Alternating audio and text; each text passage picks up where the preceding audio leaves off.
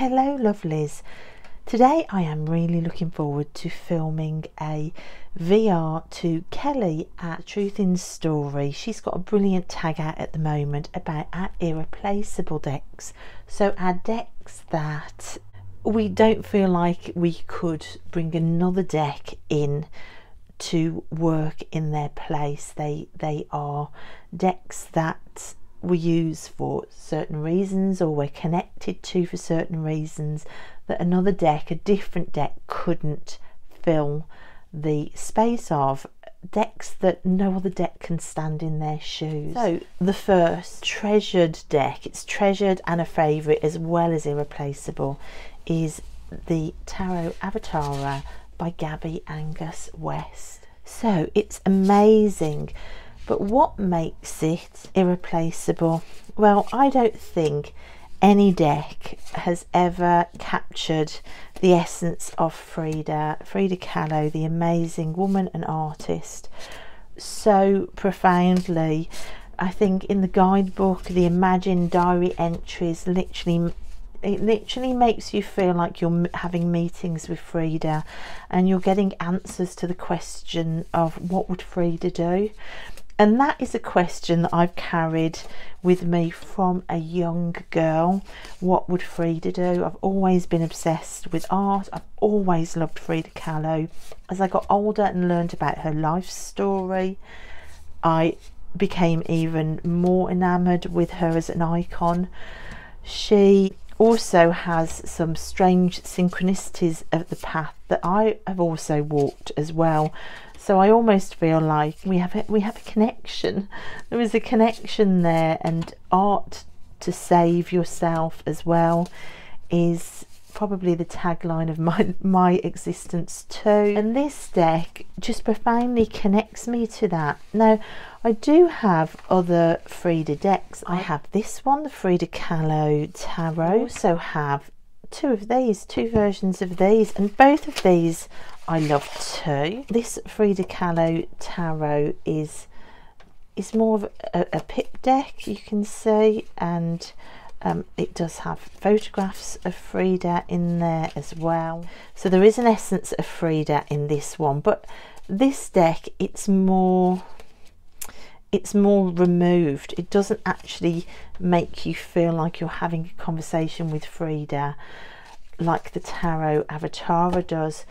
And the same with this one, this Inspired by Frida mini deck. Again, some beautiful imagery of Frida, which is completely wonderful. And on the back, you've got creative messages as well.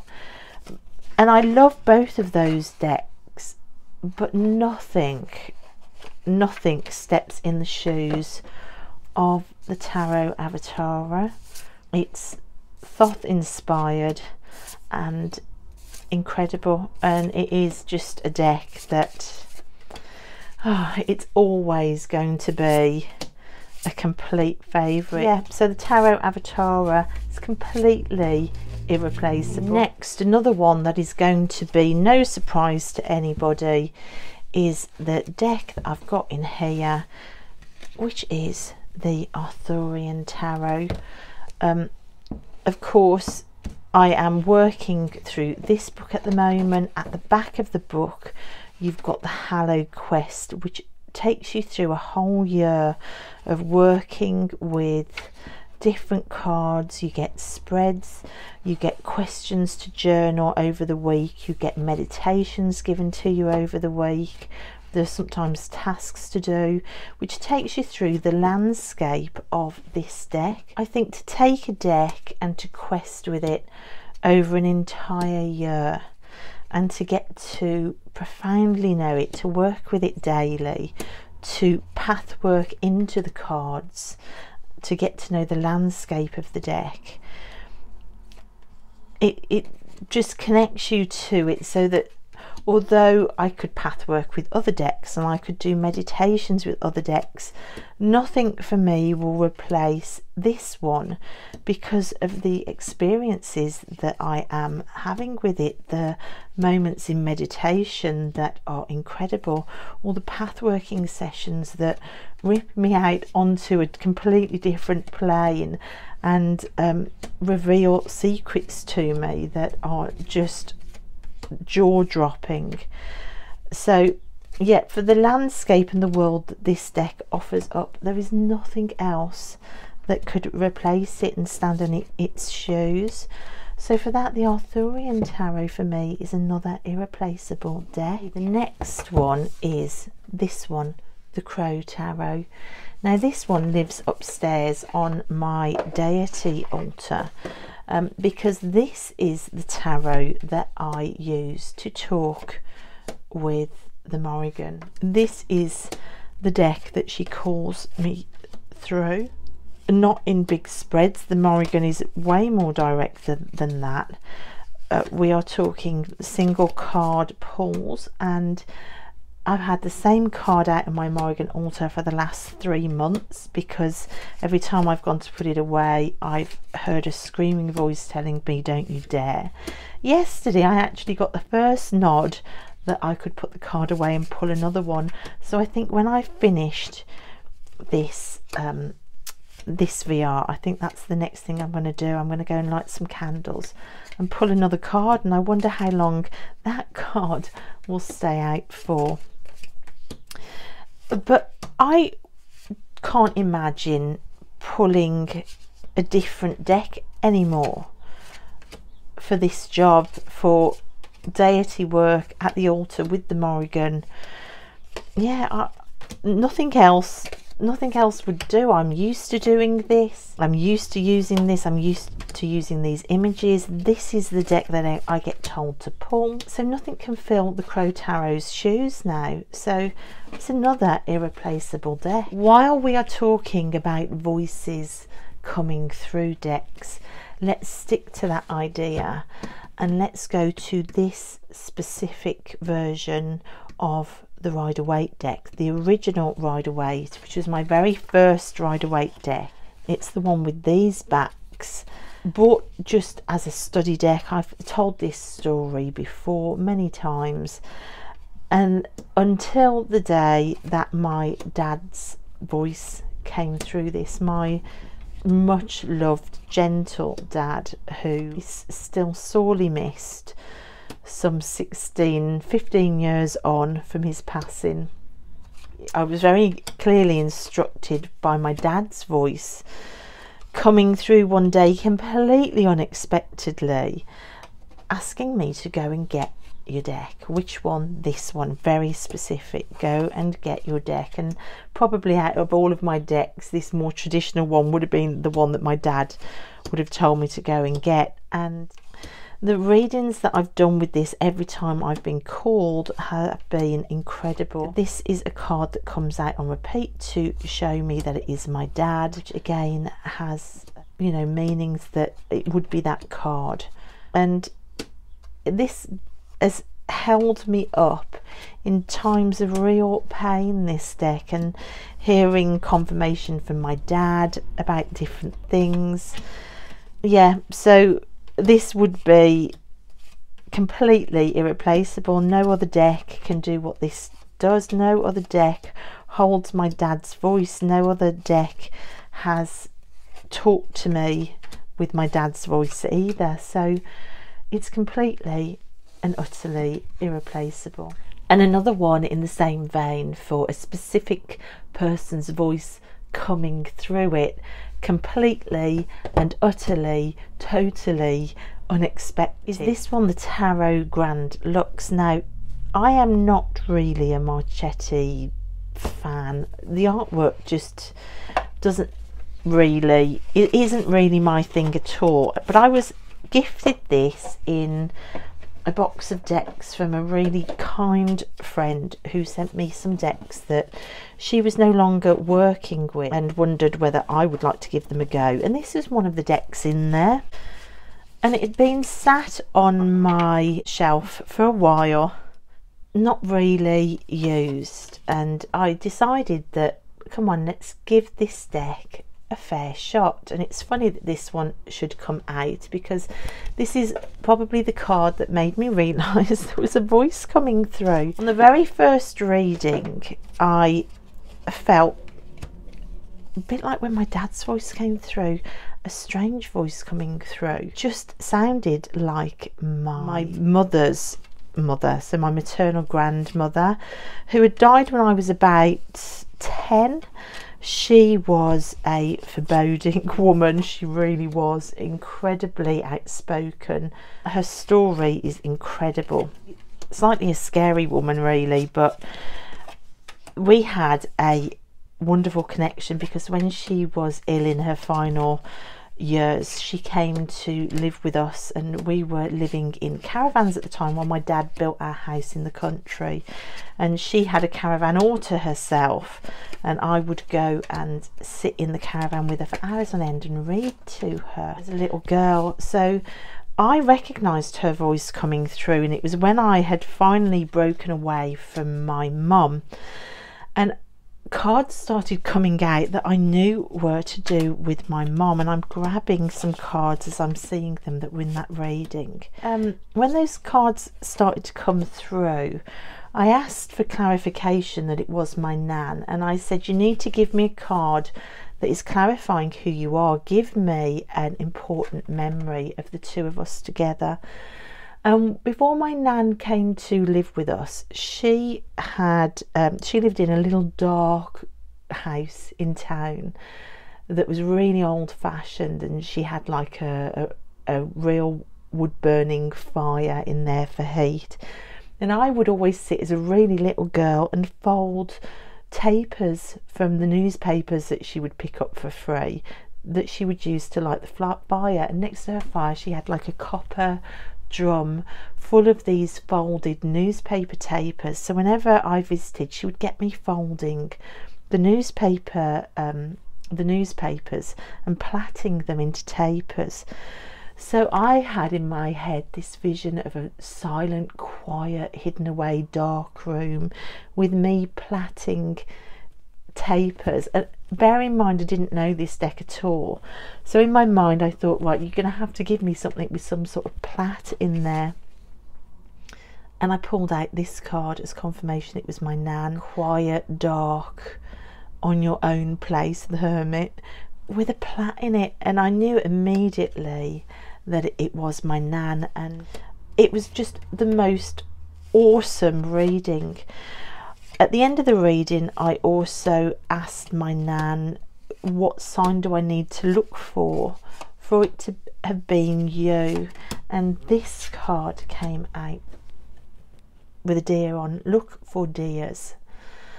And then the very next morning in the woods, 2 deer walked out in front of me. And magical deer. Even the dogs, they were right next to me on the path, and even the dogs didn't react. It was like they were invisible to the dogs. So yeah, incredible mind-blowing readings that are followed up with weird, strange events in real life. The deer has come to me in meditations as well on the Arthurian Tarot, Hallow Quest, again confirming things that link with these readings, but totally unexpected and out of the blue. And I don't call myself a medium at all, but there are voices that can come through tarot decks, and my maternal grandmother's voice came through in this for some really important messages I needed, and it's irreplaceable. Okay, let's go to one that's irreplaceable, just because there is nothing at all like it, and that's the Queria, the Magician's deck. Again, I'm working through the magic course that goes with this deck as well, so it does bring in other elements of study, but there is just nothing at all like this deck. Nothing could fill its shoes. It's a real standalone. It's absolutely fantastic to work with. I recently this year started working with this as a normal deck to actually do like week ahead readings with, just to see how it would work, treating it more like a more traditional deck, and it was brilliant. It was so good to do week ahead spreads with. In fact, I used it for a long time because I didn't want to put it away. So nothing could fill this deck's shoes. It's real standalone. It's amazing. And I actually paired it with another deck that I've got out as a completely irreplaceable deck, and that's the Margaret Peterson Tarot, which again, I mean, for a start, the poetry and the healing within the little white book is off the scale for such a tiny book, but also the deck itself is, oh, it's magical. It is completely magical, and I loved putting these two together. They really spoke to each other, and the readings that I got from the two of them, oh, it was just such an amazing few weeks of tarot that really let me sink into the decks. Both of them, I don't think there's anything that steps in their shoes that I could bring in. I don't think I could bring in anything else that does for me what the Margaret Peterson does for me. It's just the most magical, art-filled, creative, poetic, healing deck, and you can see the years of work that went into it. When you pair it with the Magician's deck as well, you've got a real potent body of cards there with real magical doorways and portals within them, and I think that's what these decks are. They're like portals. And I was actually in a study group on Discord, a Discord group, looking at this deck as well. We were having conversations about it, and I pointed out to the group, look at the Fool card, look at the circle and the moons and the waves around and the Fool in the red, and then the Magician card, which is magic in the deck.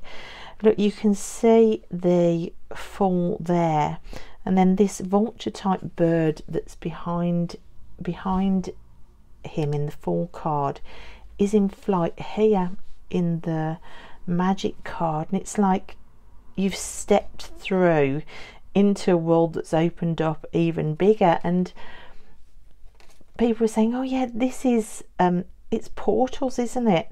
And for me, that's what these two decks offer up. They offer up portals into something truly magical, and you can feel the potency within both of them, and I don't think that any other deck does it in the way that these two do it. So both of these are irreplaceable decks for me. And while we're talking portals, a portal into your intuition is offered up in this deck. I've seen this deck shared within this tag a few times, and I'm not surprised at all, because really nothing else really offers this up in quite the same way. Soul Cards was one of my earlier decks, and immediately just spoke volumes to me, and the cards don't need meanings because they're never ending in their meanings. They always bring into play something incredibly pertinent, incredibly easy to spot. I don't have to sit and ponder, oh, what might that mean? Every time I pulled the soul cards out to put into a reading, it's always been crystal clear and normally pretty jaw-dropping, like unbelievably jaw-dropping. It's another one of those decks that hold magic. I think some decks, when you use them, you just realise that you've brought magic in, and the soul cards for me is definitely one of those decks where you bring magic in. It's completely irreplaceable. So that's soul cards. I am going to bring in a duo now that are irreplaceable because of the way they work together, and that's the Zombie Tarot with the Nicoletta Ciccone Tarot. Now, I've just watched Meg at Rose Honey Ritual do her response, and she said that she thought it would be cool to have a deck that you actually don't like very much, but it's on your irreplaceable decks. And for me, it's this one. The Zombie Tarot still makes me feel a bit sick, to be honest. It was bought last year as part of my dark deck haul. I've just opened it. It's got a Ciccone card in there. That's how much they live together. Still makes me feel a bit icky with its blood and guts and gore and chewing on bones and wounds and zombified flesh.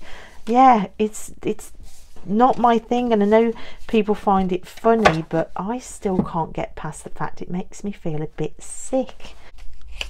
If I was working with it on its own, I don't think it would have stayed in my collection. However, the wonderful Saturnarium over on her channel, she showed this pairing and it blew my mind. And again, this is a pairing that holds magic for me, and no other two decks could do what this deck does. This deck gives me a way of healing the past, of healing inner child issues, of verifying the mayhem that I've walked through from my past and from family issues. And what this deck does, it either gives me a subconscious and a conscious reading, or it gives me a this is how people wanted it to look, but this is what was really going on behind the scenes. It's a dark and a light snapshot on the past for me that has been completely vital to heal probably the biggest wounds that I've struggled to heal from. And I honestly don't know as I could have got to the point that I'm at without these two decks working together. That's how important they've been to when you're doubting yourself or you are caught in a trigger, to come to these decks and to go, please help me work out what on earth is going on, and to pull these decks together to get a, well, look, this is where you're doubting, but look what was going on under the surface in this issue, or this is where you want to get to, but this is what's holding you back because of your past. And these two decks do it fantastically well. I still hate all of these cards. It makes me recoil. That sort of reaction to a deck, that non-passive, real strong emotion, I think is sometimes the deck to go for. And I could get quite emotional talking about these two decks because of the impact that they've had, and I'm blown away by them. Just looking at them now, I could literally start crying. I'm going to not cry on you, but yeah, they're completely irreplaceable. They are profoundly healing in a very difficult way. This is really the walk through the woods. This isn't the spiritual bypassing path round the outside of the dark woods. This is the path through the centre of the woods that really makes you rip your heart open and see what's in there. And they're fantastic. So the Nicoletta Ciccone Tarot with the Zombie Tarot, completely irreplaceable. And while we are talking about issues to do with healing around family issues and scapegoating. Of course, this is going to be no surprise to anybody that's watched my channel. The Iris Oracle is another deck that has profoundly brought clarification, self-awareness, healing paths through and out of the dark woods. This deck feels like somebody climbed into my subconscious and poked the wounds within and drew images based around those wounds. You know, cards like the Fire Mother protecting 3 eggs. You know, I am a mother of 3 kids that's put a rainbow around my kids to protect them from toxicity going way back. I've had to circle break and it's broken my own heart, something that was never truly yours. You know, gaslighting, thinking you belonged when really you didn't. No one is yours but you. Me trying not to smother my own kids now, not to be a smother mother. In fact, is there a smother mother card in here? There might even be. Left out with the wolves. I mean, if you've been family scapegoated, nothing speaks like that. You know, protect your heart. The gallery of those who came before, trying to find a way to ground with a toxic past, like going further back and finding different versions of who you were to ground with. What is hidden will be revealed, like gaslighting. And the one who hides the sun. I have been surrounded by many people that have tried to do this. And the star for me represents healing, and the star there looks like it's weeping. So just so profound, you know, being judged, getting free. The sheep who wandered and found a different shepherd. Oh my goodness me, like family of choice when friends become family. Ungrateful daughter and earthly mother. I was told many a time that by my own mother that I was a really bad daughter. Was being gaslit and lied about. So there you go. You know, body issues that have come from the woundings. I could just go on and on and on and on. But there are many cards in here that just profoundly speak to me, and no deck could replace this one. Suppression of a star being by hands unworthy. I mean, hello, it's just unbelievable. And even there's a twin card, and seeing as I haven't seen or spoken to my own twin for about 5 years, there is even that in there. So every card in here, I could literally just sit and tell you a story as I put the cards down, because every card for me in this deck just speaks of healing, and I love it. It's completely and utterly irreplaceable. It's one of my favourite oracle decks, if not my very favourite oracle deck, and I love it. Next we've got this one, the Literary Witches, which is, oh, I love this deck so much. It's one of my favourite decks, and it is one of my first oracles, really. It's irreplaceable because there's just nothing like it, I don't think. There's nothing that gives you a link into writing and female writers. I love the way that some of the spell objects on these cards are woven in. It's kind of abstract, really, and I've seen a lot of people give up on this deck because they just don't know how to work with it, or they say it's confusing to work with.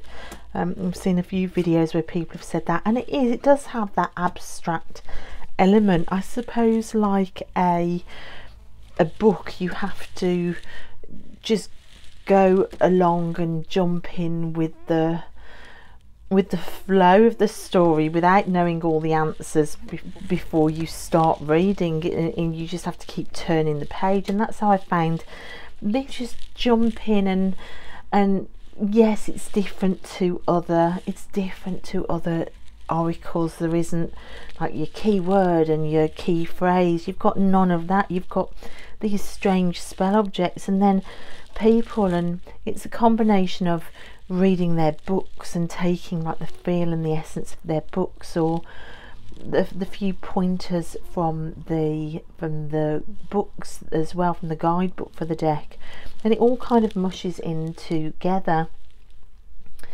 You've got a few keywords for the spell cards, but then again you can take it off on a tangent and go with the flow.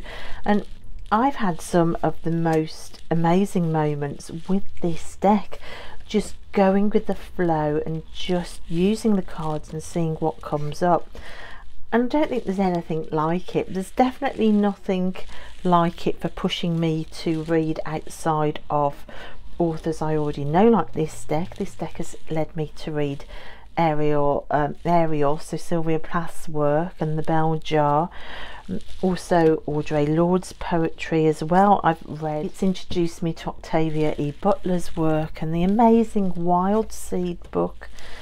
Yeah, it's just a really fantastic deck. There's nothing like it. It's irreplaceable because there's nothing that could replace it. It's a standalone and I love it. And this deck too, the Raincoast Pocket Tarot by Christoph James, which I actually won. Little did I know that this deck would become a deck that also reflects not family deceit but relationships really, and recovering from real difficult abusive relationships.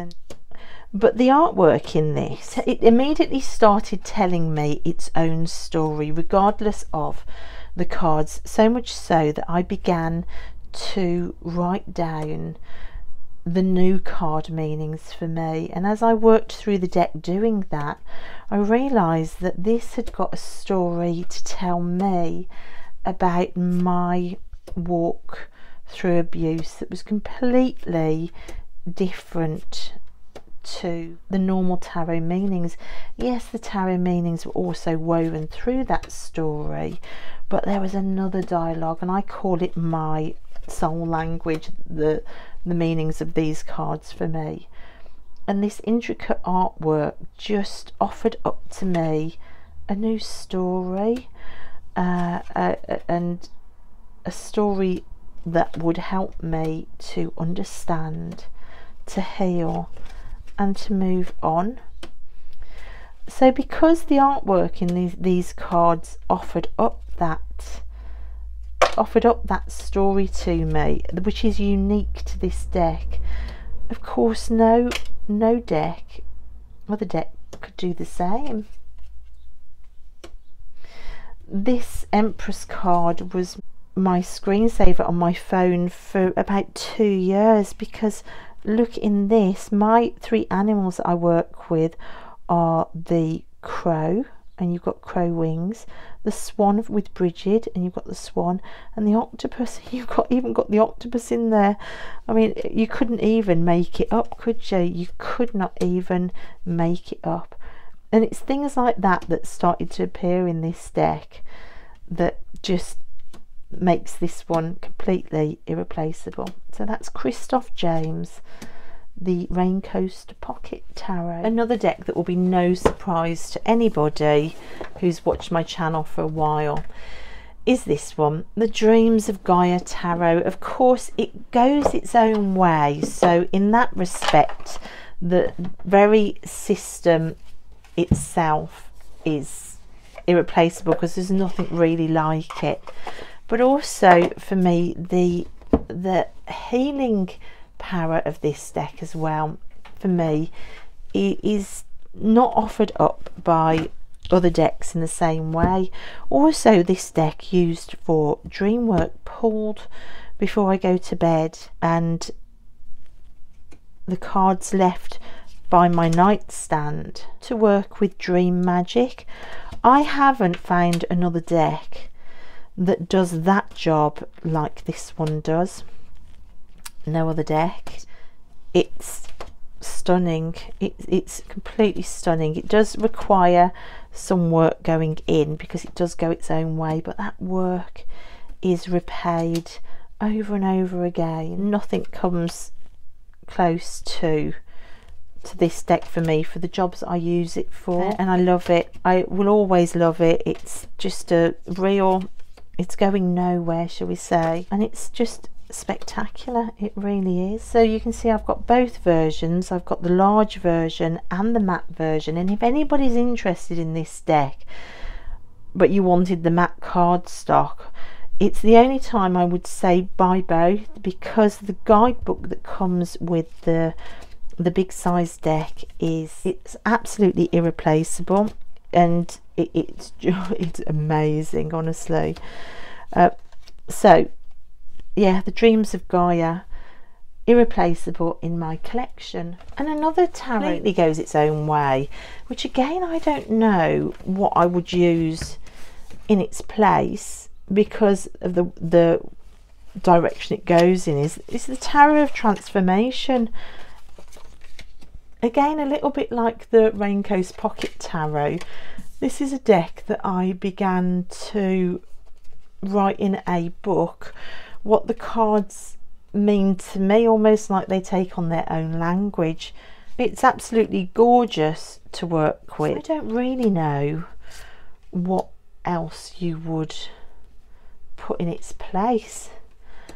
There's nothing that I would want to replace this deck with when I work with it, and I think the messages are uniquely the voice of this deck, so nothing else really can step in. And look at these images, and look at the colours. It is amazing. The cardstock is really thin, of course, which I know puts some people off, but it doesn't put me off at all. I actually love the thin cardstock because it makes it so fun to shuffle.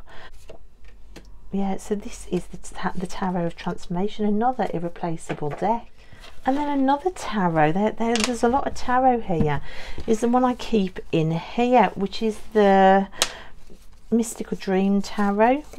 And again, this one goes its own way too, and this has a completely different feel and voice to it than any other deck in my collection.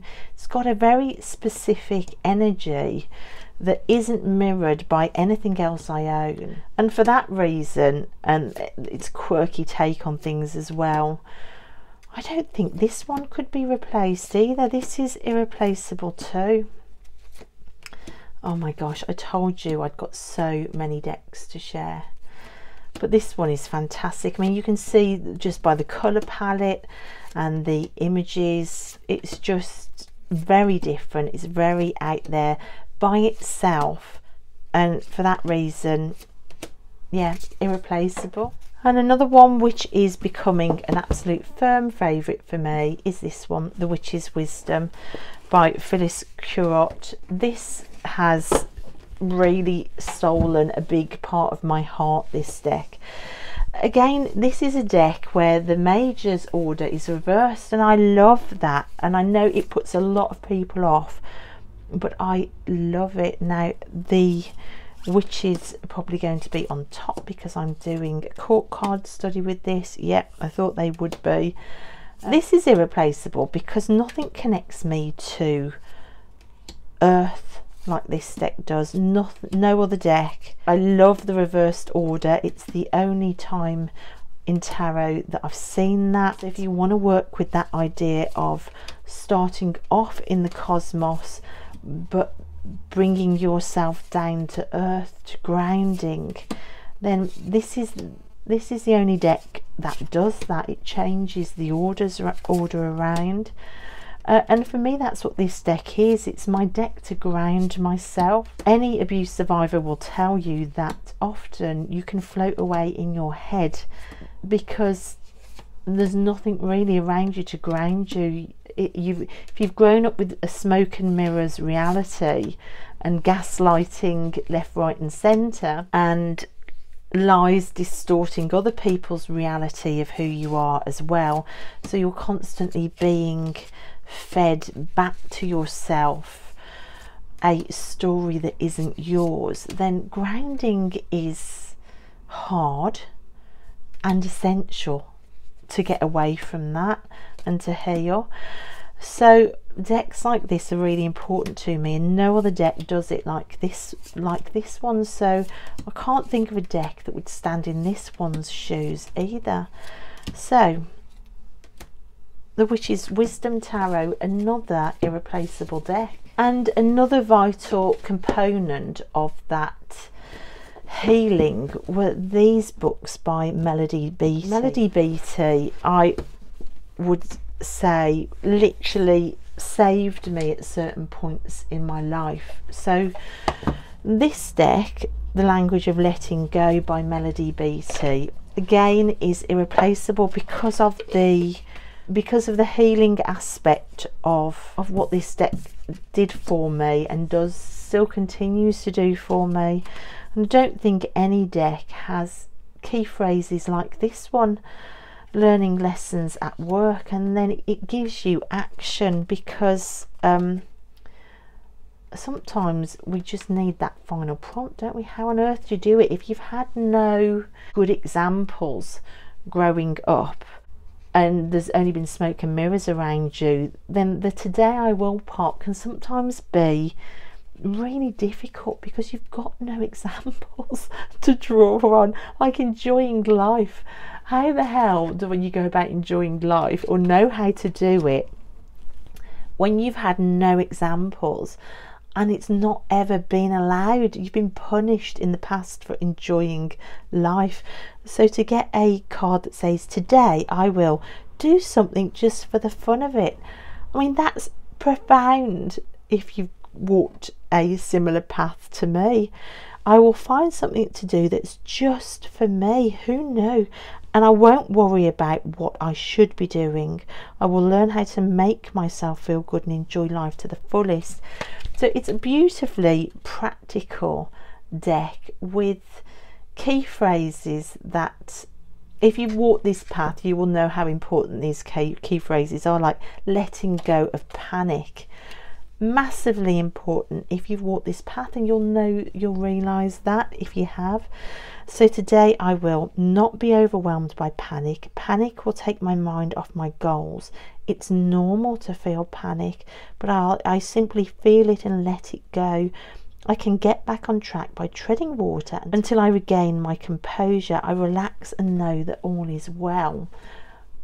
Literally, this holds your hand if you have had a really difficult past. I mean, like apologising. I used to apologise for even taking up space, maintaining boundaries. I had zero boundaries. I was just like a drifting mist. So look at these key phrases. They are absolutely fantastic and healing, and they literally place the stepping stones in front of you as you're standing wondering how the hell to step forward. This deck can actually form the next stepping stone for you. I don't think any other deck does that. So Melody Beattie, her work has just got to be in there as an irreplaceable deck. And as part of my practice, I don't know how I would cope with my spiritual practice without this deck. Now, this is a Caroline Smith and John Astrop deck. This is the Moon Oracle, and I just use this deck every month. Again, it's a grounding exercise for me, because staying connected with where the moon is a really grounding force for me. So you've got Moon Mansion cards, you've got Moon Goddess cards, and then you've actually got the position of the moon cards here, and the three piles of cards work together to create a way of reading the cards around. I use it around the full moon, sometimes around the new moon as well, that can really help me to keep grounded and to keep focused on that goal setting. The Melody Beattie card said about not falling into panic, but to keep focused on your own wants and needs. And this deck is the deck that does that for me. I love the artwork. I really love this artwork. Okay, another deck that is just fantastic and irreplaceable is this Mother Mary deck, which is my mother's hug when I need it. A bit like the Tarot Grand Lux, where I spoke about that deer card and then seeing deers in the woods. I think this deck is irreplaceable because of another experience that's linked to it that I had in real life, as it were, which was the amazing experience I had walking the waters in the Chalicewell Garden in Glastonbury. I just started working with this deck before I'd gone to Glastonbury, and the energy that came up through the ground and literally overwhelmed me into tears in the Chalicewell Gardens was the same energy that I felt in this deck, and it was just a really confirming real life experience, which was then doubled down on when I walked into the Chalicewell shop, and the first thing that greeted me was a display of this deck with all the journals linked. It was overwhelming, really. It was overwhelming and profound and wonderful and magical, and it just confirmed that this deck is really important to me. And I think because of that in real life experience that's linked to this, then you know it's made it completely irreplaceable. No other deck holds that real life experience within it. And I suppose in the same vein I could include, although I'm not going to because this video is so long anyway, the Dark Goddess Tarot, which is in my travel altar, because that's coming out on the Sheila a Gig quest with me. So that's another irreplaceable deck because of the experiences we're having together.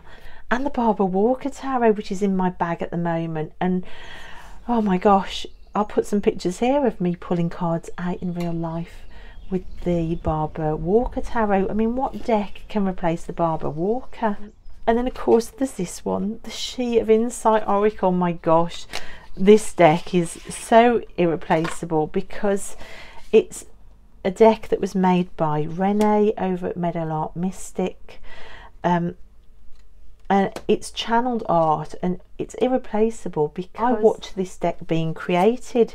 Me and Renee, we talk every single month on FaceTime, and she was in the process of creating this deck while I was chatting with her. I feel like I had a kind of insider's viewpoint of it being made, and it is really special for that point. Also for how much I adore Renee. It's her deck. No other deck will be this deck.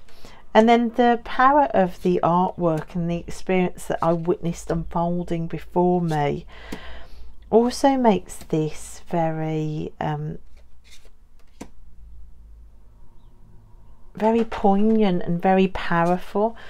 This is true channeled art that came in, and to witness it being created and then to get to hold the deck in my hands afterwards and to actually work with these women that stepped forward with messages is incredible. And no other deck has these women in, and no other deck holds the experience that this deck can offer up, and I really love it. So it is another incredible, irreplaceable deck. So thanks guys for watching. I really appreciate it, especially if you've made it all to the end of this one, which is a long one. So thanks, and I will see you next time. Bye.